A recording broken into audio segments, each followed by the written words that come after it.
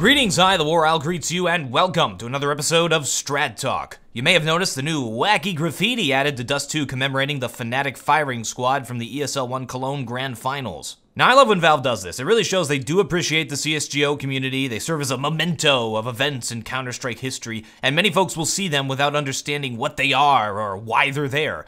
But for the folks who have been following along, we have a story to tell. We're the old man sitting on the bench outside the rundown textile mill, telling passerbyers how it once was a thriving community before all the jobs were shipped to China. Well, why don't you gather round, Sonny boy, and let old Grandpa tells you a tale of the old times. You know why there's a sign there that says don't step on the birds? Well, back in my day, pigeons used to congregate here. And seed was abundant in the land, and you could ride these pigeons up into the sky and over the old train yard. Oh, Grandpa, nobody believes your stories. Anyway, I'm here to tell you that what Fnatic did isn't innovative, isn't interesting, actually makes sense for any team to do in that situation. It was actually the result of a major failure from EnVyUs. What's this? Fun? Fun? Begone, demon! This is Counter-Strike! It happened in overtime after Fnatic crushed EnVyUs the first 2 rounds. This left EnVyUs money hurt and Fnatic rich on the last round of the half. Dust 2 is a map where control is initially given to the terrorists by way of middle completely splitting the map in half and spawning terrorists closer to it and uphill. As a result, it's a very common strategy to purchase up scoped weapons like the AWP and the auto sniper just to use at the very beginning of the round if you have money and it's the last round of the half. We see it all the time. Fnatic was just so far ahead because of how the money is set up for the overtimes that they could afford to do it 4 times. Oddly enough, and I guess the only interesting thing here is that their actual opper JW was not participating in the opping. The counter to this is easy, something even a beginning team should know how to do. Interesting thing, I noticed Immunity did not do this when they played Dust 2, which was really odd.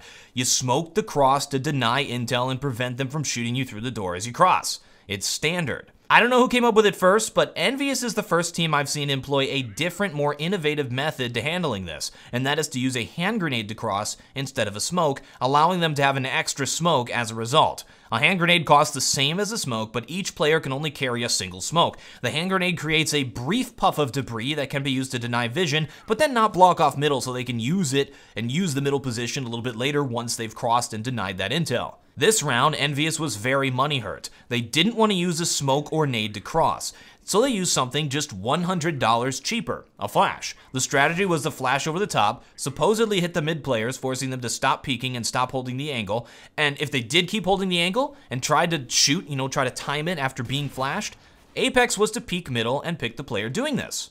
What happened was, the flash missed pronax. Also, pronax only saw a single player cross, so JW, who was already inside of B tunnels, was given the go-ahead to push into bomb site B solo, confident in a one-on-one. What generally happens is the player's going to call only one cross. This will give JW the confidence to run in there. The B player then went for the dropped op at middle, which gave JW plenty of time to get a foothold inside of B site, and ultimately gave Fnatic control of the bomb site. That's what really happened here. The right move would have been to play it safe and just smoke the cross. But what do I know? I'm not a Counter-Strike player. I just play one on YouTube.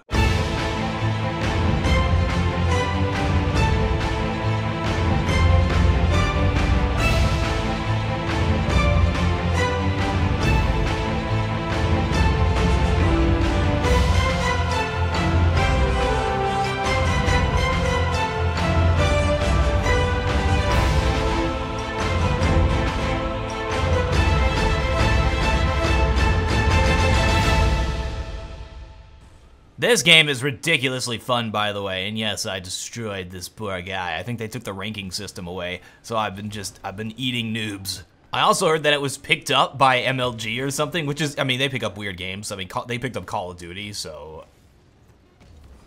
technically this game is gonna be an esport, which is weird.